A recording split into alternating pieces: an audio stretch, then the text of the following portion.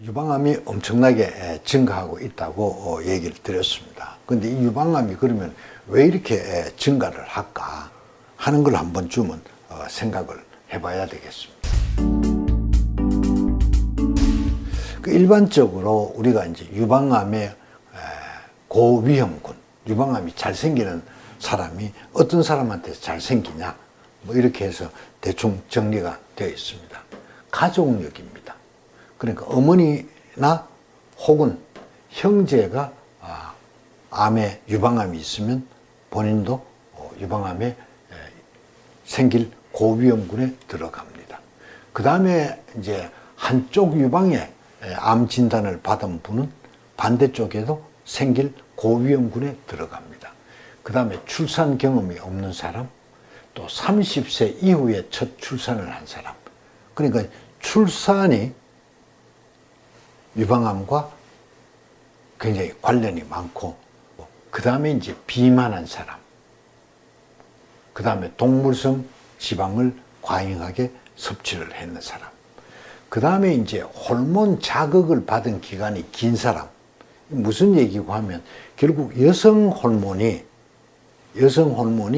생리 주기에 따라서 유방을 자극을 합니다. 그래서 임신을 대비를 해서 유방을 자극을 하기 때문에 그 여성 호르몬의 자극이 긴 오랜 기간에 받은 사람은 유방암 발병이 더 높다. 그래서 초경이 빠른 사람, 또 폐경이 상당히 늦어지는 사람, 그 다음에 폐경 후에 이 갱년기 증세를 못 이겨서 장기적으로 호르몬을 투여하는 사람이 있습니다. 이런 사람들. 그 다음에 이제 뭐 특히 이제 유방암 같은 경우죠. 그거 뭐 입에 폐암이 있다든지 해서 가슴 부위에 방사선 치료를 받은 병력이 있는 사람. 대개 이제 이런 얘기를 하면 환자분들이 나중에 얘기를 드릴 얘기지만 유방암 수술하고 재발 방지를 해서 방사선을 하는데 방사선 안 받으려고 그럽니다. 왜? 가슴 부위에 방사선 받고 나면 유방암 더 잘 생긴다는데. 그런데 실제로 방사선에 의해서 생기는 뭐 그런 합병증으로 인한 유방암은 그거는 한 20년 후의 일입니다. 그 다음에 발병률도 뭐 시골 사는 사람 교통사고율하고 서울 사는 사람 교통사고율 뭐 그 정도 차이 될 겁니다. 그 사실은 무시를 해도 되는 부분이죠. 그 다음에 유방에 지속적으로 문제가 멍울이 계속 만진다든지 뭐 이런저런 있는 사람, 그 다음에 자궁 내막암, 난소암 혹은 대장에 암이 있었던 병력이 있는 사람, 이런 분들이 이제 유방암의 고위험군입니다. 그리고 이렇게 하면 고위험군을 알면은 대개 유방암이 어떤 위험이 있겠다 하는 감이 오는 거지요. 그런데 유방암의 발생 기전은 한마디로 모릅니다, 아직. 우리가 유방암뿐만이 아니고 모든 암의 발병 기전은 정확하게 모르고 있습니다. 그러나 추정할 수 있는 것은 90% 이상의 유방암이 여러 가지 위험 인자들의 상호작용에 의해서 생긴다. 그래서 그 상호 위험 인자들이 뭐냐? 한 유전적인 요인이 한 5 내지 10% 정도 되고요. 그래서 조금 전에 얘기한 어머니 혹은 자매가 유방암이 있으면 가능성은 2~3배 정도 위험도가 올라가지만 어머니, 자매 두 사람이 다 유방암이다. 그러면 위험률이 한 10배 정도 더 높아집니다. 그 다음에 호르몬 역시 이제 이 에스트로겐, 여성 호르몬과 유관하고 세포 증식에 관계하고 오래 노출이 되면 위험이 증가되고, 그래서 경구 피임약, 폐경 호르몬 치료, 그 다음에 이제 출산, 그 다음에 수유를 하게 되면 그 사이에는 생리도 잘 하지 않고 그렇습니다. 그리고 수유를 길게 하면, 가령 예를 들어서 수유를 하면 유방암 발병률이 줄어드는데 그 수유 기간이 최소한 1년 이상이 돼야 그런 효과가 있다고 얘기를 하고요.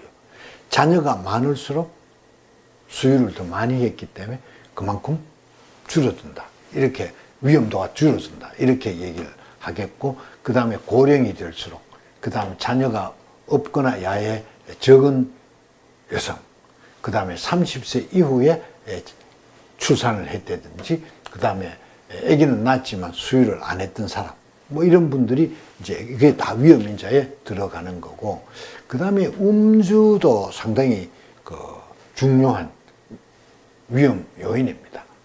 그래서 대개 이제 하루 한두 잔의 음주도 발병 위험을 높인다. 또 음주량이 많아질수록 발병률이 더 올라가더라. 그래서 많은 음주가 오히려 그걸 하다. 그래서 적어도 유방암과 음주의 관계에 있어서는 적정 음주량이 없다는 겁니다. 그 다음에 이제 비만입니다. 비만은 이제 결국 되면 인슐린이나 에스트로겐 같은 그런 대사를 교란시키게 되고, 그래 되면 세포 사멸이 저해되고, 특히 폐경 후의 비만은 유방암에 굉장히 큰 위험 요인이 되고요. 그 다음 폐경 전의 비만이 얼마나 위험할까 하는 것에 대해서는 아직 갑론을박이 있어서 결론이 나질 않은 상태입니다.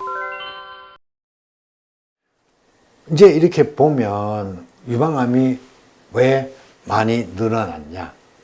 인구의 고령화, 그 다음 이른 초경, 늦은 폐경, 그 다음에 이제 우리가 체형이, 먹거리가 서구화가 됐습니다.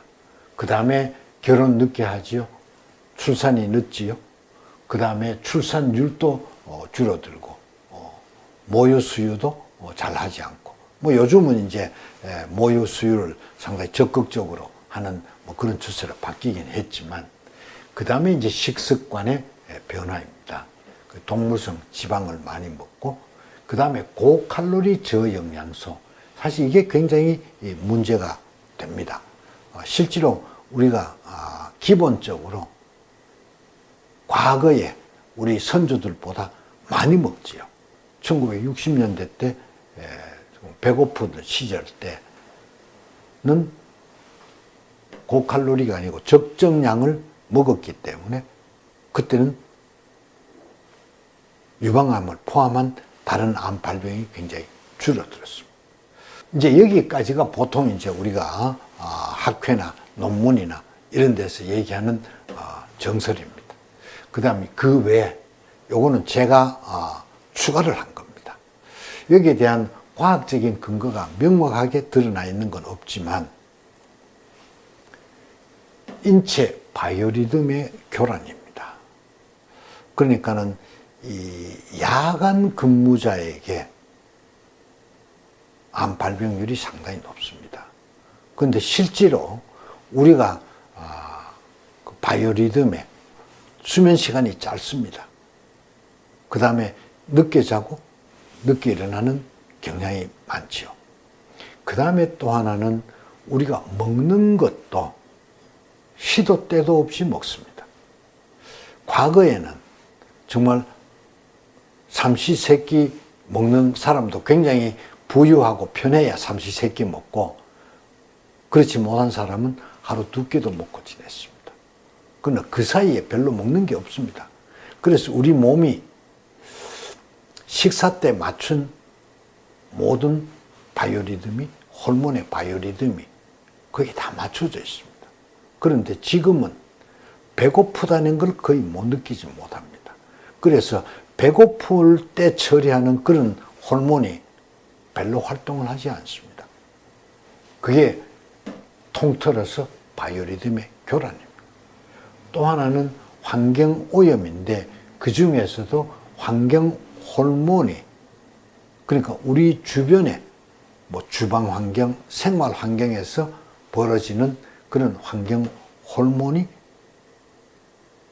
여성암에, 유방암, 난소암 발병에 굉장히 큰 영향을 미친다고 저는 강조를 하고 있습니다. 그 다음에 이제 만성 스트레스입니다. 우리가 살면서 편안하지 않습니다. 늘 스트레스가 따라다닙니다. 그래서 불면 환자도 상당히 늘어가지요. 그래서 이런 만성 스트레스가 역시 바이오리듬을 교란을 시키고 또 호르몬에 가장 큰 영향을 받는 여성암이 증가하는 원인이라고 생각을 합니다. 그래서 이 원인에 대해서 장황하게 얘기를 하는 것은 이 원인을 알아야 예방도 되고 치료에도 도움이 되기 때문에 그렇습니다.